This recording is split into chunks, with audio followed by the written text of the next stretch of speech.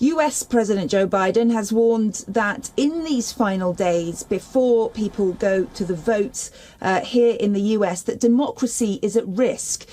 In a scathing attack aimed at Donald Trump and his supporters, the US president said the refusal of some Republican candidates to accept election results has opened a path to chaos in America.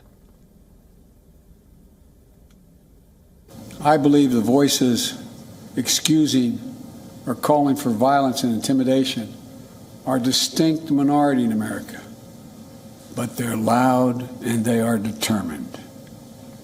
We have to be more determined. All of us who reject political violence and voter intimidation, and I believe that's the overwhelming majority of the American people, all of us must unite to make it absolutely clear that violence and intimidation have no place in America. With Conservatives hammering his administration over the state of the economy, the 79-year-old Democrat took aim squarely at the Republicans. They've cast their lot with former President Donald Trump in denying Biden's 2020 election victory. Joe Biden's dire warning of threats to democracy comes just 6 days ahead of Tuesday's vote.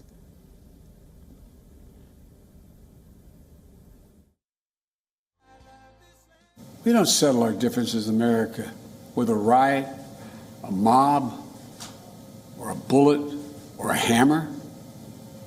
We settle them peaceably at the ballot box.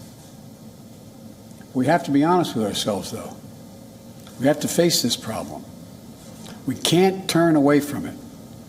We can't pretend it's just going to solve itself. There's an alarming rise in the number of our people in this country condoning political violence or simply remaining silent, because silence is complicity.